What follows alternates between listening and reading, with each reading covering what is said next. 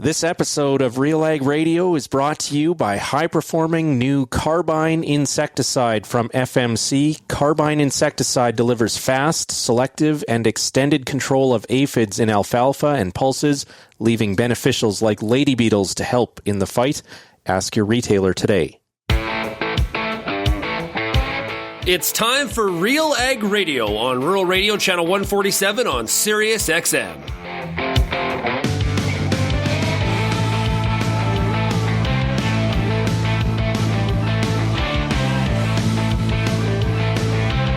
RealAg Radio and RealAgriculture.com is your home for insight and analysis of the issues that are impacting your farm business.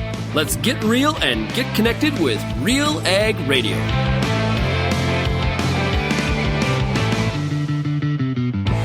Welcome to RealAg Radio here on Rural Radio 147, Sirius XM. Shaun Haney, your host here on this Friday edition of the show. Hey, thanks so much for making RealAg Radio and Rural Radio 147 a part of your workday. Great lineup all day here on Rural Radio 147. And a big shout out as well to everybody listening out there on the RealAg Radio podcast. Really appreciate you downloading us and streaming us and making us one of the resources where you get your farm and agriculture information. Okay, it's the RealAg Issues Panel today. We got a really good group. So some of the regulars, Lyndsey Smith, Kelvin Heppner, both of RealAgriculture. We're also going to have joining us here today Meagan Murdoch from H&K Strategies will be with us, based in Toronto. We've got a lot of issues to talk about, including when could we see a resolution in this federal worker strike. Syngenta's made a decision on Matador. It may be available for some of you in Canada, which is different than previously discussed, especially on pulses. So you're going to want to hear that. We've got the Minister of Agriculture and Agri-Food is in Japan this week. We've got the Minister of Environment talking about the social cost of carbon. If you didn't like the carbon tax price today, you're going to want to stay tuned because she's going to go higher, folks. As well, some leaked documents on what Canada will not spend on defense funding going forward. If you have any feedback on today's show, send me an email, shaney@realagriculture.com, or call the RealAg feedback line, 855-776-6147. Let's take a break, and when we come back, we got the RealAg Issues Panel standing by. We're talking about the biggest issues of the week right after this. Let's be honest, the auger is one of the most hardworking pieces of equipment on your farm. It runs long hours at high capacities during harvest to get grain into your bins. Augers need to be reliable, tough, and able to handle the workload. AGI Westfield's MKX2 is built just for that. The new open-end discharge spout delivers a faster, more efficient flow of grain. The result? Less plugging and uses up to 20% less horsepower to operate. MKX2, what growers need. How's your seed quality? What should you treat with? What about herbicide carryover and environmental concerns? Spring is here, and you've got a lot of things to think about in regards to your pulse crop. The Pulse School on Real Agriculture has information and advice for all these questions and more to help you navigate this season. Brought to you by BASF. Pulse School episodes are available at pulseschool.com, realagriculture.com, or as a podcast on your favorite streaming service. Download the latest episode today. Peter Johnson at Wheat Pete, RealAgriculture.com, and what an opportunity! Oh my gosh! You think you can't grow better wheat? You are absolutely wrong. We're going to show you how to strive for those record wheat yields that they get in the UK and in New Zealand. You can grow 150 bushel wheat. I'll show you how. Catch Wheat Pete's Word every Wednesday on RealAgriculture.com or download the podcast on iTunes or Spotify.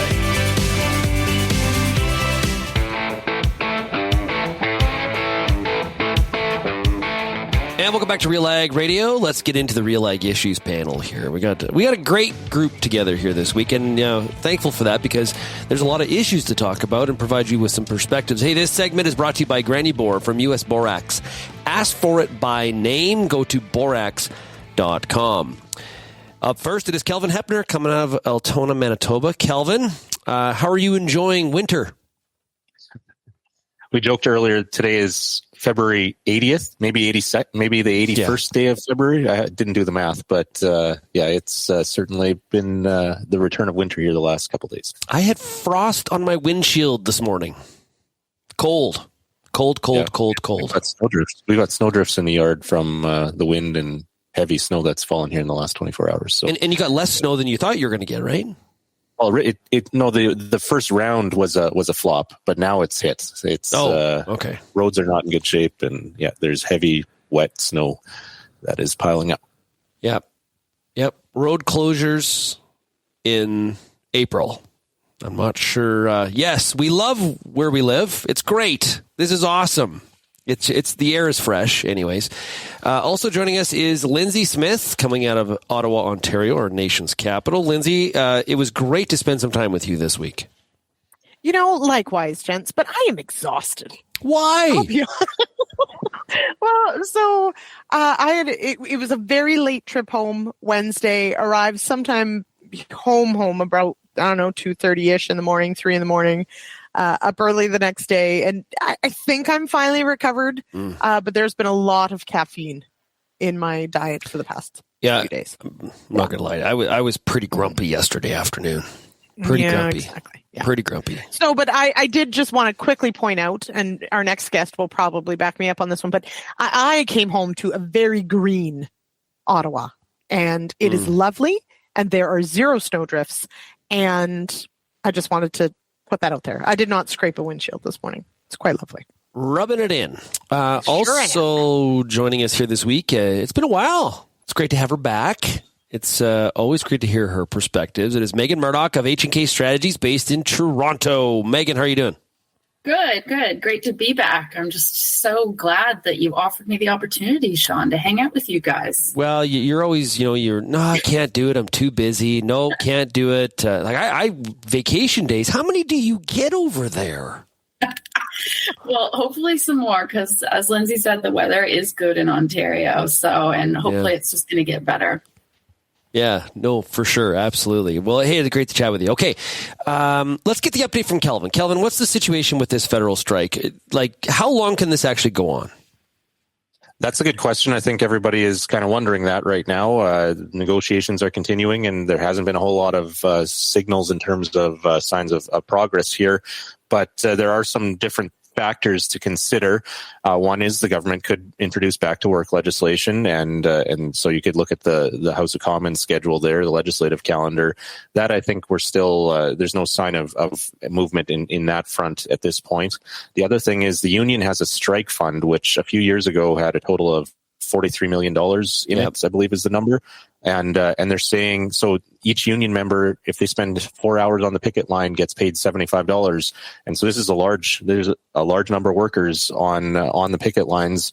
They have 155 or 150 some thousand currently on strike. And on the first day, they had a very high rate. I think it was close to 90% of people on strike showed up at a picket line and collected that $75. So some rough back of the napkin math that's been done shows that they may run out of strike funds in 7 to 10 days if everybody continues to strike. And so then it will be a real test of whether the financial side of this, whether they want to bear the cost of not getting paid anything. That strike wage, of course, is much lower than what these people are making on their jobs in most cases, I would think in most cases. But those are some of the things to consider, I guess. The longer it goes, also the more damage it does to the economy and the more pressure there is to bring that back to work legislation forward, or for both sides to concede and reach a deal. Yeah, I emailed somebody from AAFC this morning, and I got out of the office, will not respond. Didn't reference the strike, but they're on strike. So there's a lot of that going on here right now with 150,000 federal workers on the picket line. Now, Meagan, what do you think the public opinion is of this strike right now? Who's winning in that department? Yeah, I think that's a really good question, because if we do think maybe a bit more broadly, when was the last time a strike lasted like a very, very long time? Strikes don't last very long in recent years. If you're thinking teachers, if you're thinking airlines, whatever the case might be, the public pressure mounts pretty quickly on governments and those responsible. And so I don't anticipate that this will last that long. The government will soon decide what is priority and what does need to be mandated back to work. Public pressure, and to your question, Shaun, I don't think anyone's winning at the moment, but it will turn very quickly if this is not resolved. We're seeing impacts in the agriculture sector, but that's not the only sector. So this does have wide-ranging impacts, so it won't last long, in my opinion. Where would you speculate the support goes? Will public support be more? Maybe this changes across the country depending on where you are, but does public support go more for the worker, or saying, hey, the government's got a good point here? I don't think that many Canadians have a lot of tolerance for lengthy strikes and the impacts on their businesses and on their lives. They're talking about impacts on immigration applications, impacts on passport applications. It will impact everyone. And I think there will be support for this being resolved quickly. I don't think that there will be support on the striking parties. Lyndsey, as I look at this, there's lots of when we see a strike, when we have a rail strike, right? It's sort of like, if this isn't fixed quick, per day we're losing this, or this is what's the result. And we just don't, prime the pump when we go right back to work. It takes a while to get caught up. And we've heard all of this kind of narrative before. But I think about, say, immigration as an example, and the timing thereof. And I'm not talking about, obviously there's going to be some disruption to Canadians trying to get a passport that want to go on a holiday. That's a problem. But probably more so and more economically, more of a concern, if I want to put it that way, is with temporary foreign workers and the processing of those applications. For the horticulture industry is just one example. Good luck. Because you know what? When we weren't on strike, we weren't very good at processing these applications fast. Now with nobody in the office, holy smokes. Right. So this is, we have, especially initially, talked quite a bit about the programs that would be directly impacted, that were listed, talked about those sorts of things. But as this goes on, the impact of it, of course, all the different aspects of several different sectors, we sort of get the details on. And the temporary foreign worker program is one of those that for sure will have an impact. And that really is national. I mean, yes, our hort sector has a major draw right now. Most of those workers would be in the country already. But we're looking at, even for those that are expecting fall help, so harvest help. And of course, with hort, harvest is several times a year. But for our Western audience that are trying to line up for combine drivers, those sorts of things, these applications take months. And so a delay, especially if it becomes an extended delay, could really send us into a real crunch time later this season.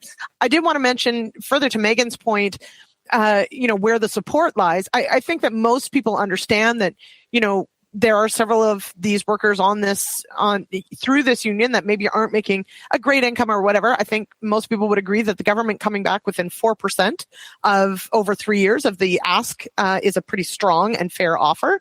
But we have to think about this is tax time, and a lot of people need their not just their perhaps their refund coming back. There's things like the GST checks and all these other things that the government has said, we're going to do all these things. They're all predicated on getting your income tax filed. Well, the deadline still exists, but how much of a backlog are we going to have on having all your taxes filed? Is that going to start to impact things when the next round comes out? So there are some inconveniences, let's say, maybe for passports or other things, but there's some very real business implications and economic and monetary implications for everyday Canadians as well. I think that there's going to be a lot of pressure on the government to get this resolved, and I think that the support for the striking workers is going to wane pretty quickly. Oh, so you're okay. Go ahead, Meagan. Go ahead. I was just going to say, I don't think we can give that much credit to those communicating the different sides of the debate either. I mean, you just think about the average family in Canada. They're worried about the cost of groceries, the rising cost of living, their, mortgage payments. They're trying to get food on the table. How many people are really reading beyond the headlines as well to really understand the technicalities of the debate? So I think we have to consider that always. These details, which you find folks really do dig into, the average Canadian doesn't. They really do, to Lyndsey's point, just see the problem that it's creating in their day-to-day lives. Kelvin, we saw those. Go ahead. I was just going to say, and I think in general, public opinion is that government employees historically, I know not everybody who is on strike is in this situation, but historically, if you work for the government relative to a similar private sector job, it's often fairly well paid, and the benefits are often better than they are in private sector. So I think that's a perception that a lot of Canadians have and will influence public opinion on this as well. Totally. Yeah. And also perception that this is kind of where the government struggles, right? This isn't about lofty, empty promises about fighting climate change by 2050. This is like a real thing to solve. And so this doesn't necessarily sometimes, for me anyway, my perception is this is kind of, they don't like this. This is ground, and maybe no government wants to have to deal with conservative or liberal, but it's definitely one that needs to be solved fast, quick, and it needs to be a priority. And I guess we'll find out how big of one it is. But Kelvin, still the Conservatives, though, quite quiet. No, I didn't see much this week. Yeah, in some ways I've been surprised that we haven't seen more of an emphasis on from Poilievre, the Conservatives, and maybe this is the narrative that they've been running with for months already, but that the Liberal government has put Canada in a position where inflation is so high and that cost of living is an issue, and the underlying reason why the unions are not just these unions, but all unions are pushing for wage increases to offset cost of living increases and those types of things. So I'm surprised we haven't seen more messaging about how kind of pointing the finger at the federal government for putting us in a situation where workers across the country are demanding higher wages. Yeah. Hey, we got to take a break. When we come back, we're going to find out, hey, Syngenta has made a decision on Matador when it comes to things like pulse crops. What does it mean for you as we look at spring maybe fast approaching? According to the calendar, not according to the temperature, but it will be here eventually, I promise you. You're listening to RealAg Radio, Rural Radio 147, Sirius XM.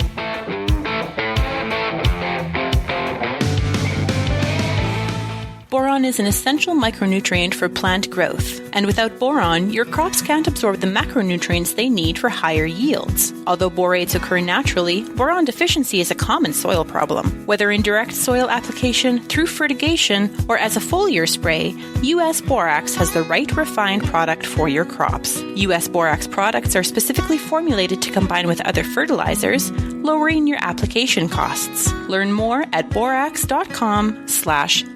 As you head out into the field this season, the Corn School's got you covered. Everything from tillage discussions, weed control info, field trial results, yield strategies, and more. The Corn School on RealAgriculture.com has the information and advice you need to help you succeed. Brought to you by Pride Seeds and BASF. Corn School episodes are available at cornschool.com, from RealAgriculture.com, or as a podcast from your favorite streaming service. Download the latest episode today.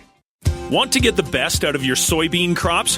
Whether you've been growing them for a generation or are just starting into soybeans, find what you need to know at soybeanschool.com. You'll see videos on growing tips, pest control, and much more from specialists across the region, all in one place. Easy for you to access from your desktop, tablet, or mobile phone. Maximize your yields by staying up to date with the Soybean School, presented by BASF, Pride Seeds, and Syngenta Canada.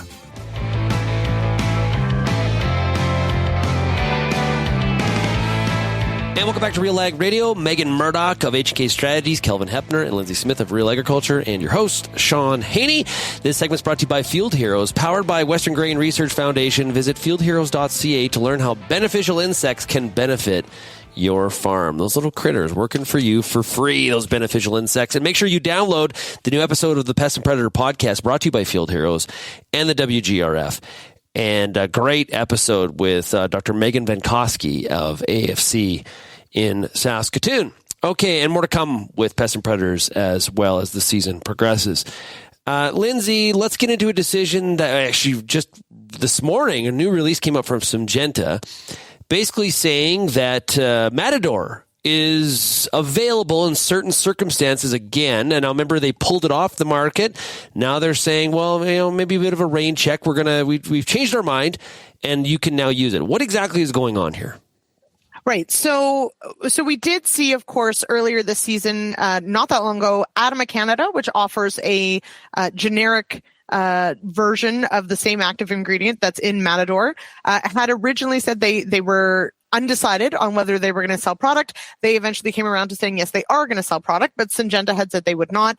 Now Syngenta has sort of changed course, at least partially, and have announced that there will be a limited amount of Matador available, as well as Volium Express, I hope I'm saying that right, for their horticulture and pulse crops for the 2023 growing season. So they are going to release some.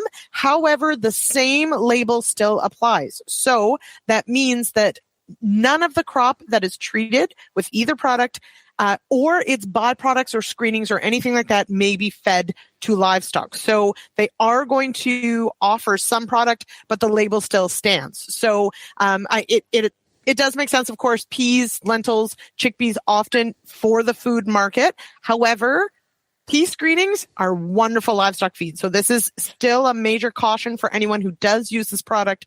You may not feed any screenings to livestock under the label. Okay. Yeah. Kelvin, exactly. Kelvin, what's the signal here? There's some noise, but what's the signal, Kelvin?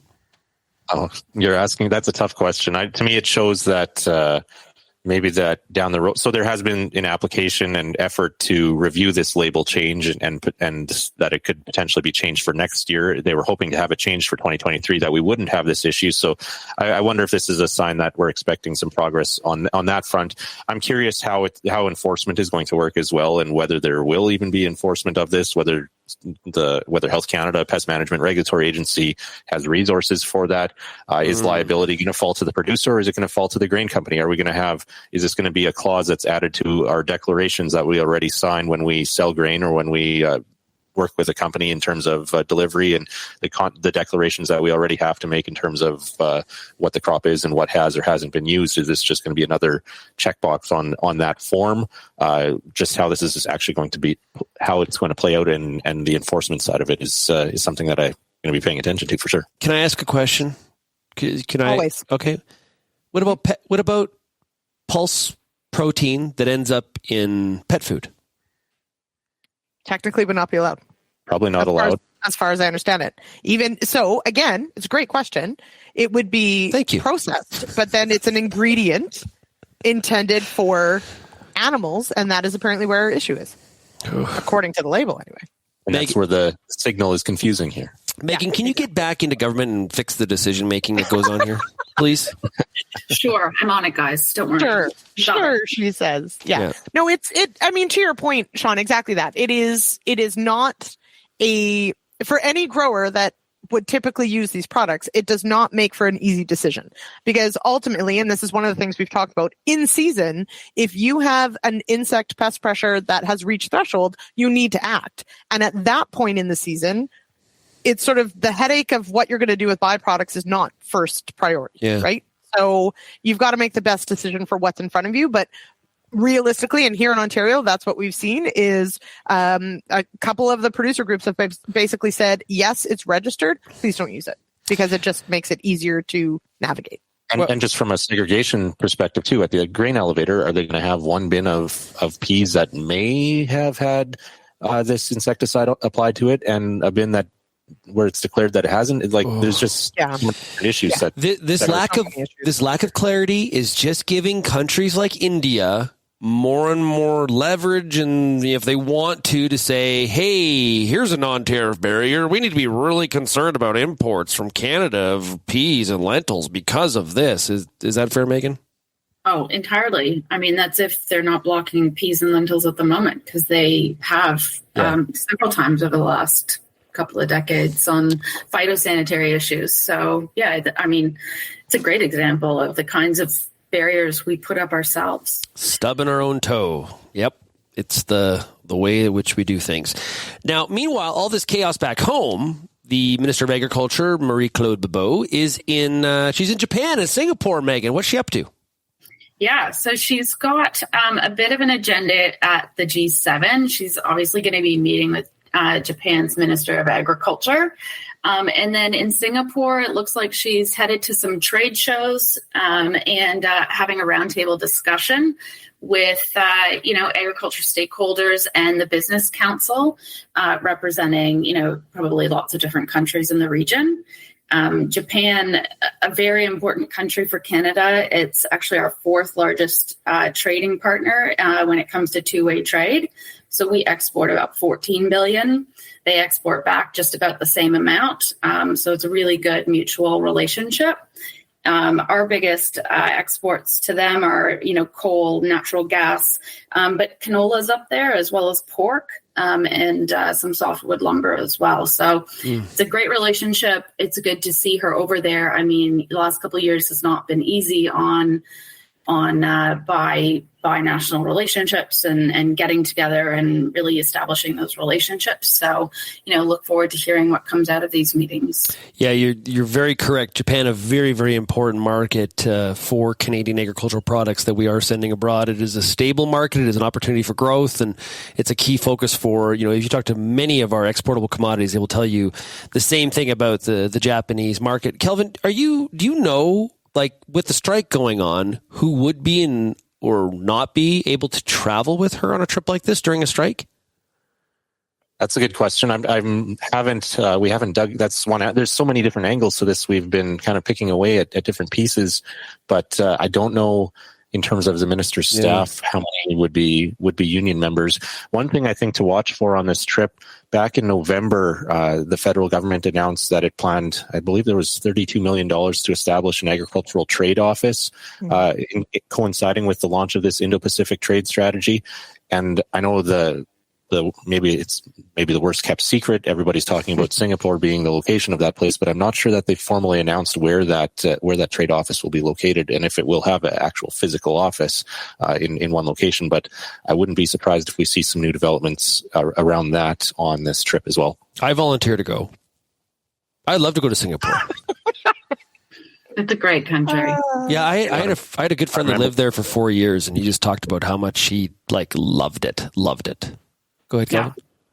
I was just going to say you're not on strike right now either, so you might be eligible more than some may see. Yes. Yeah. It's nearly Friday afternoon, though. Don't you strike on Friday afternoons? Listen here, sister. Go ahead, Kelvin. That's a good point. Touche, Meagan. Yeah, exactly. Yeah. Exactly. I have my strike. Yeah. Go to my garage and drink some beer and not on the picket line. Okay, let's take a break. We got more to discuss here coming up here on the show. The social cost of carbon, according to our environmental minister, that can't be good. As well, there's some government documents that were leaked from the Pentagon, and that's been highly covered in the U.S., but there's a Canadian twist to it.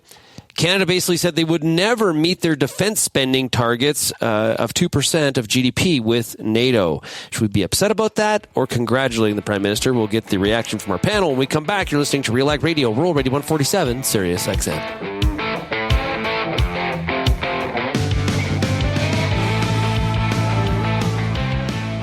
Can we talk about oats? If you're thinking about growing oats in 2023, how about trying CDC Endure from Alliance Seed? CDC Endure Oats is consistently one of the top yielding varieties in the Manitoba, Saskatchewan, and Alberta provincial yield trials. With strong standability, excellent disease resistance, and excellent end-use quality, CDC Endure might be the variety for you and your farm. Available from authorized Alliance Seed retailers, Parrish and Heimbecker, Patterson Grain, and Northwest Terminal. For more information, visit allianceseed.com. Whether you're seeding, harvesting, or anything in between, the Wheat School on RealAgriculture.com has you covered. Timely agronomic information from industry experts available online anytime. Give your wheat crop a good start and a great finish with the Wheat School on RealAgriculture.com. Brought to you by C&M Seeds, Syngenta Canada, and the Alberta Wheat and Barley Commission.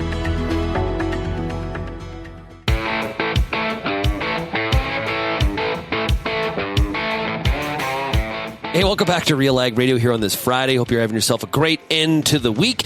Shaun Haney, along with Kelvin Heppner, Lyndsey Smith, and Meagan Murdoch of H&K Strategies.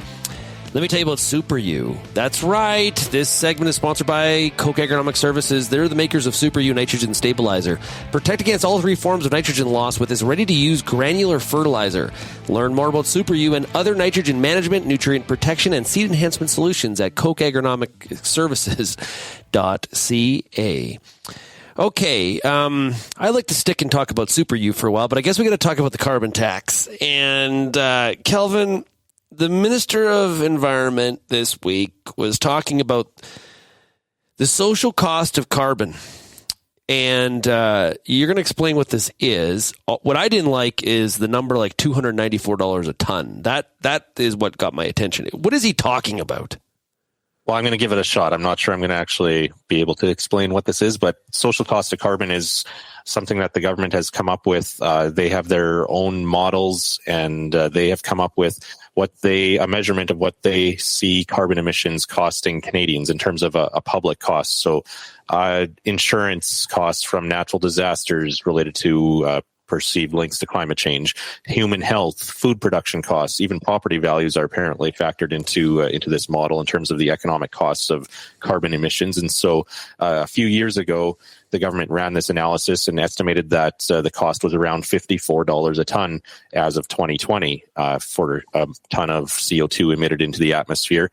They've updated their model, and this week, Environment and Climate Change Minister Stephen Guilbeault said the updated model suggests the figure in 2020 was actually $247 a ton, and that this year it's $261, and by 2030 it's going to be $294 a ton. And so that basically means in terms of this theory or the way that Minister Guilbeault sees it, if your carbon tax isn't at least that high, you're getting a free ride with those emissions, or whoever is emitting that carbon is getting a free ride and on the public in terms of public costs. So yeah, this is, I would love to see the math and this model broken down in terms of how they estimated this so-called social cost or public cost of carbon emissions. Yeah, I heard him talking about how, the recalculation, and he kept referring to science, new science, science says. And I say, Lyndsey, that science, this is a terrible idea. I have questions. Yeah. My brain hurts actually because the way I'm reading it, it's like they're calculating. So this cost that includes, it increases, the cost of food, and that increase means that the cost of the carbon costs more. So then we should increase the carbon tax, which is going to increase the cost of producing food, which is not the only item in that's going to go around and around and around. Our farm, we try very hard on our farm to, reduce our emissions and make efficient decisions and consider the environment and what we're doing. I mean, we'd be pretty granola compared to some. But when you're paying HST on the carbon tax you pay on fuel that you use, and then all the other things you use are increasing in cost because of carbon taxes, that increases our cost to produce food. It just goes around and around in a circle. Well, yeah. So I do not understand, A, when the madness ends, and B, how this is actually productive. How do we actually wrap our heads around, here's what we should do or shouldn't beyond. And last question, does the minister and others, do they live in a bubble? Do they live in their own little world, little utopia where none of these things have to make sense? I do not understand. Well, I think he was a little too engaged in 420 yesterday. Anyway, go ahead, Meagan. A question to add to the list, and maybe Kelvin can answer this one if you've dug into the report more than I have. If they're calculating, and I'm fine with calculating on one side of the ledger, how climate change may cost us. However, have they calculated the other side of the ledger? How much will it cost us to, adapt quickly?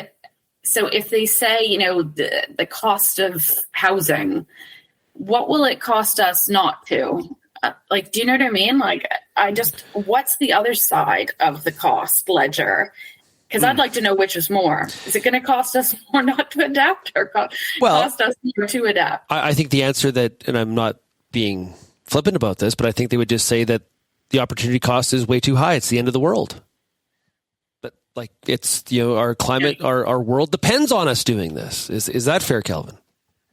Yeah, I think so. I'm not sure I can really explain it. I still am trying to understand this like everyone else too. So I think what they're saying is that this is the cost of doing nothing, I think is basically what this is supposed to be in terms of models that they have a high level of faith in. So I would love to see these models and the math and the methodology behind it. This is something that the U.S. is doing as well. The EPA is working on this too, alongside Canada, in terms of having this social cost attached to emissions. And so I don't think the U.S. has issued its final estimates as Canada did this week, but curious to see how the U.S. methodology compares as well to what we're doing here in Canada, because this just, I don't know, there's so many questions and so many different things to, like Lyndsey alluded to, that double up and unintended consequences in terms of how this is measured that haven't been accounted for, it appears. They also don't have a price on carbon, so they can come up with their number and they can say, here's what the social cost is, but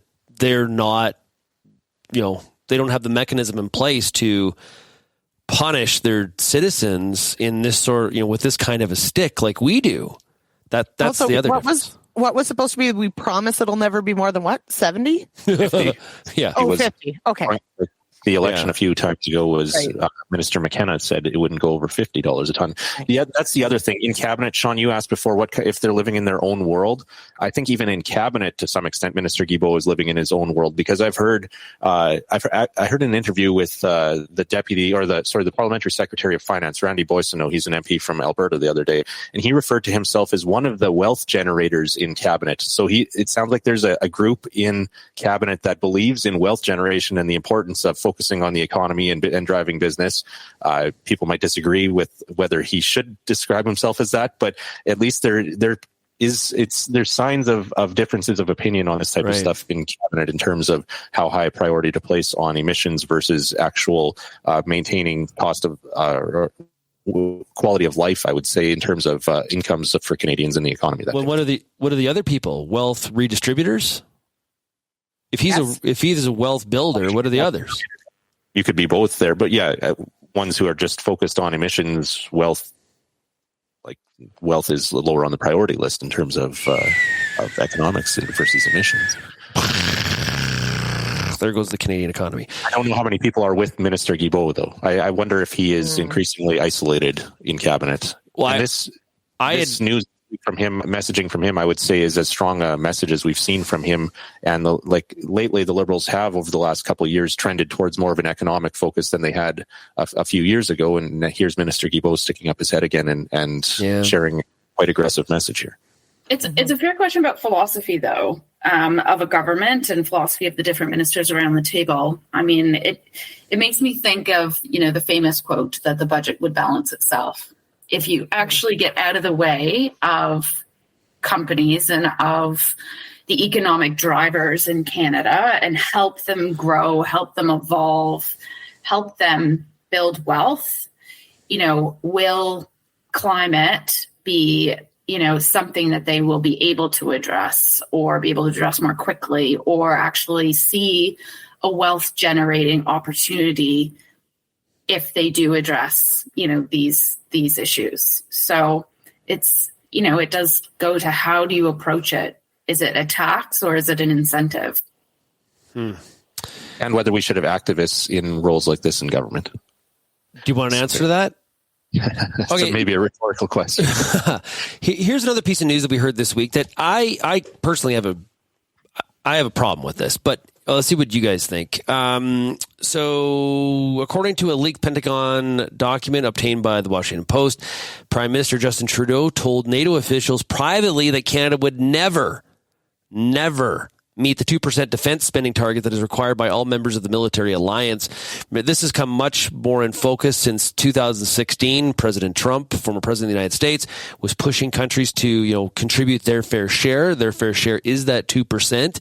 Canada has not been there for a while, along with other countries, but there has been other ones. I think Germany is one of the countries that has said, hey, we'll step up and we will meet this 2% number. This has become the secondary piece of focus there has been what's happened with Russia and Ukraine. Trudeau declined this week to confirm whether he had in fact said this to NATO officials. Where does the panel sit on this? Lyndsey, do you have a perspective? Well, so I guess it all depends on tone. Did he say, we're never going to get there, or we're never getting there? As in, is there the wherewithal and the hope and the plan and the focus to do it, or is this stop asking, we're not doing it. So it all comes down to what the intent is. And if the intent is, hey, we're going to try, but we're going to fall short, that's one thing. But I read this and take this as this is not our priority. We're not putting the money towards it. So we're saving the planet. Yeah, exactly. We're saving the planet. I feel like if you make a commitment, you're supposed to follow through. And this is one of the ones that we're supposed to follow through on. And so that might mean you have to prioritize it over something else. Meagan, the leaked assessment said widespread defense shortfalls hinder Canadian capabilities while straining partner relationships and alliance contributions. Way to go, Canada. What are your thoughts? I mean, I guess history tells us whether that's true or not. And if at a time, when we are seeing the Russian invasion of Ukraine, Canada has not, delivered on its commitment, when would we? If not now. And really has it impacted our relationships in a way that matters, here on the ground in Canada? I would argue it hasn't. Not for the common, the average Canadian. I don't think this is a top of mind concern right now. Yeah, sadly, I think that is really, really true. And I've wondered, and I've said before on this show that, I think increasing military spending should be an issue in our next election. I think it's something that should be talked about. But Kelvin, I fear that the reason this doesn't come up and why we are okay with military spending being at these levels, especially relative to this NATO contribution number, is our national security strategy when it comes to the military is basically, don't worry, the U.S. will defend us, is sort of what we've resorted to. Oh, and I think we've even seen further evidence of that just in the last couple of months. There was some new reporting this week on how things actually went down with that balloon that was shot down in the Northwest Territories, or was it in the Yukon? I believe. In the Yukon, I believe. How Canadian planes, it took them much longer to scramble and get in the air than what was maybe originally shared publicly, and so U.S. planes ended up taking that balloon down. In the end, that seems like it may have been a bigger deal about something than it needed to be, but that's just an example of where, our strategy in many ways is to rely on American support. And to Megan's point, though, I'm not sure why political decision makers would change. Doesn't seem to be enough pressure, and I'm not sure where it would come from to change that strategy. Yeah, agreed. Yeah, I'm not enough. That's for sure. RealAg Radio host says, no, it is. That's not going to matter. Your point on, the U.S. Maybe not defending us, they'll defend themselves, which... What does that say about us as a country? Like, protects us at the same time. At some point, are we actually a serious country? Like, what country says that, though? That's my problem as Canadians. Say it out loud. Say it out loud, yeah. Like, that's the problem I have. Okay, we got to take a break. We got to pay some bills. We'll be back. We got more topics to cover, including more canola going into U.S. renewable diesel. That sounds good. We've also got reorganization, a bit of a shuffle when it comes to grain organizations in Canada. And CNH has pulled all business operations from Russia, adding themselves to a growing list of companies that are doing so. What happens to all those assets? Will this even matter in the long run? You're listening to RealAg Radio, Rural Radio 147, Sirius XM.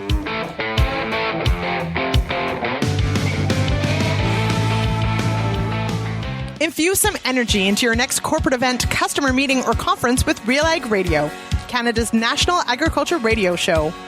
Create a unique experience at your next event with host Shaun Haney, broadcasting RealAg Radio live on Sirius XM, featuring exciting guests, captivating interviews, and the latest news from the agriculture community.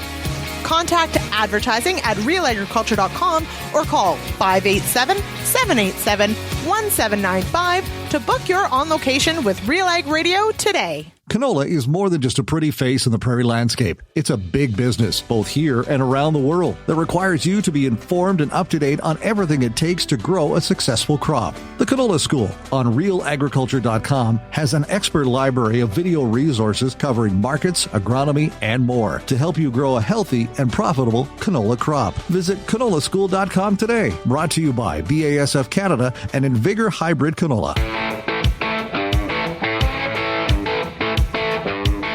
Welcome back to RealAg Radio. The answer to low supply and high prices for nitrogen is, well, it's Invita. It's a microbe with systemic nitrogen fixation. Invita works throughout the foliage and roots, providing a right place, right time source of nitrogen to maximize yield in corn, wheat, soybeans, and potatoes. Book your Invita while supplies last. We are finishing up the RealAg Issues Panel here with our great panelists. We got Meagan Murdoch of HK Strategies, Kelvin Heppner, Lyndsey Smith, and myself of Real Agriculture. Lyndsey, we got a press release came out that CNH is joining the list of a growing number of companies that are basically selling off or leaving their assets in Russia, and they're coming home. Right. So CNH had, like many other companies in March of 2020, had essentially said we're going to suspend support in the Russian industry, but they still were paying the wages and keeping the lights on basically for their Moscow-based business. But they have officially announced that they are divesting for a total consideration of approximately $60 million US. They're going to sell off and or shut down their manufacturing assets, financing, and any of their ag and construction equipment in Russia. So it affects about 200 employees in the country, but there are not a lot of details as to where some of these assets may end up. So from the company itself, they did not disclose a buyer. I did follow up to ask if some of the assets are being sold, some are just going to be shuttered, whatever. There was no answer, but it does sound like at least there is some sale happening, but they're not disclosing who or what it's being sold to. So some speculation there on perhaps they are going to extract some money out of this, but where it's going, we're not sure. Other news, Kelvin, we saw Canada Grains Council finally made the announcement. Another terribly kept secret. Aaron Garelick is going to go from grain growers over to Canada Grains Council, and Tyler Bjornson, who is at Canada Grains Council, now is going to be, in the interim at least, leading the grain growers. A bit of a switcheroo.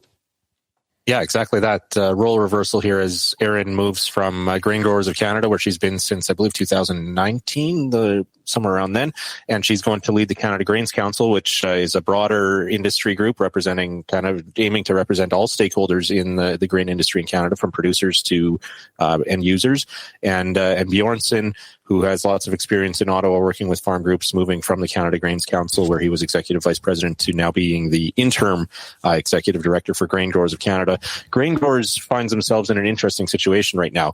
They, over the past number of years, have usually had 2 or 3 staff, and Aaron and the other, their policy manager, is currently running for the Conservative Party nomination in my home riding here. Brandon Leslie is running for the Conservative nomination here. So right now their 2 main staff are not in the office in Ottawa. So I'm curious what grain growers, or Tyler has his hands full, at least in terms of managing grain growers through the next few months here. We'll see what happens with the Conservative nomination in this riding of Portage-Lisgar in Manitoba, whether Brandon returns to the job or whether they have another role to fill there, because it's certainly a time of change or turnover for grain growers in the head office right now. Meagan, something we haven't talked about a lot on this show, and we need to because it's an important issue. It has to do with this RBC report that was sent out that really addressed some media outlets have made it the agriculture is doomed and we have a crisis. Some have described it. Talking about how 40% of Canadian farmers are expected to retire within the next 10 years. I got asked about it on RealAg Radio in Saskatchewan yesterday. This is definitely getting some headlines. What do you make of it? Yeah, I mean, it's not something we haven't heard before. The report also said 66% of farmers don't have a succession plan.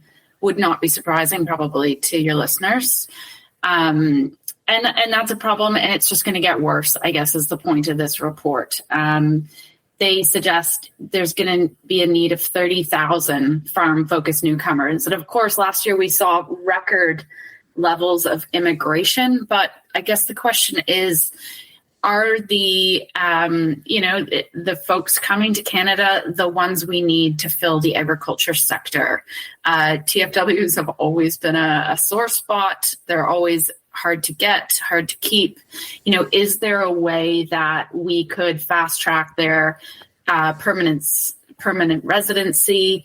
in order to fill this gap, which is going to become a very, very big problem over the next 10 years. A solution, perhaps, I'm not sure, but the government has recently launched consultations on what they call an immigration system for Canada's future. This is open to any Canadian to respond to until next Thursday, April 27th. So we shouldn't just leave it to those who perhaps are most engaged or most opinionated about this. I think there's a real opportunity here for the agriculture sector to get their voices heard in this consultation and speak up about the role of immigration to the agriculture industry. Yeah. Lyndsey, what was your take on what we heard in this report and the fact that 66% of farmers don't have a succession plan, which I may be the last census number. I'm not sure. Yeah. So there is a lot to unpack here, but also the media spin on it has been sort of interesting in that there was mention of, that there's all this land in Southern Ontario that's not being farmed, apparently, because we're short farmers, which I got to tell you, if you've been through Southern Ontario or know any farmers there, there's a lot of land that gets fought over. There's not a ton of land that's not being farmed that could be. So that was a bit of an odd side to things. The succession planning one, though, that is one that has been a looming issue, probably as my entire career. So we're talking at least 20 years. It seems to be a lesson we tend to learn the hard way. And I do think, though, in the next 5 to 10 years, there are going to be a lot of hard lessons. And unless we're going to get creative and also just be a little vulnerable and realize that we don't live forever, we are going to run into some pretty crappy outcomes, if I may say so, family and otherwise, if we're not going to take this seriously. Kelvin, so everybody get out there, get a succession plan done. Yeah, true that. Kelvin, one of the pieces out of this report that I don't know if it actually says it, but some of the I've seen it written about is the idea that if we don't solve the number of farmer issue, that land would somehow go almost like unfarmed, which that can't be. That is not true. No, exactly. As Lyndsey alluded to, there's demand for food and farmland is at all-time high record prices because of production capacity and is a part of that. And so, no, the land won't go unfarmed. It will just lead to larger, more consolidated farms if we don't have more farmers coming into the picture. And temporary foreign workers are rarely going to be in a position where they can become, where they're wealthy enough to acquire land. So I'm not sure. I think this leads more to just consolidation. And on the succession plan front, some of this comes down to semantics and definitions. I think every farmer has an idea of how their farm what will happen to their farm once they're done farming. Often that might involve selling it, but it might not be written down on paper and not be formalized. That's where there's certainly tons of room for improvement in the formalization of it. But I think like no field will go unseeded, or hardly any fields will go unseeded this spring if a farmer didn't have a succession plan in place. Like, that kind of thing doesn't happen. Agreed. Okay, well, hey, we are out of time. We didn't even get a chance to break down the huge rebound the Leafs experienced in Game 2. So, Kelvin, I know you got a big smile on your face, and it's all to do with that. So, good luck this weekend. Keep going tomorrow in Game 3. Yeah, just another, it's one period at a time, one shift at a time, and we'll be we're working as one big unit here. We know what we're trying to accomplish, and eye on the prize. And maybe this is the year. Right? No, Meagan. No, don't encourage them. Isn't that what they all say? They're just going to get their heart broken. Kelvin's already booked his June. I'll be Saturday, and then I'll book a flight to come visit you for the parade. For the Saturday parade. Lyndsey, our team's on the golf course already. Yeah, I know. I'm going to go join them, I think. Good times. Okay, Lyndsey, have yourself a great weekend. You too as well. And Kelvin, all the best. Hopefully it warms up eventually. Yeah, thank you. Take care, everyone. And Meagan, it's great to have you back. Thanks for having me back. Absolutely. Such a great time. Talk to you guys again soon. Meagan Murdoch of H&K Strategies based in Toronto. Hey, if you have any feedback on today's show, we'd love to hear from you. What do you think about what's going on with this federal strike? Let us know. shaney@realagriculture.com is my email, or you can call that RealAg feedback line, 855-776-6147. Thanks, everybody, for getting real and getting connected with RealAg Radio. And, of course, we will chat again next week. Cheers, everybody. Thank you for downloading this episode of RealAg Radio, brought to you by high-performing new carbine insecticide from FMC. New carbine insecticide hits aphids hard with effective, selective, and extended control. It also has activity on ligus and tarnished plant bugs. Ask your retailer today.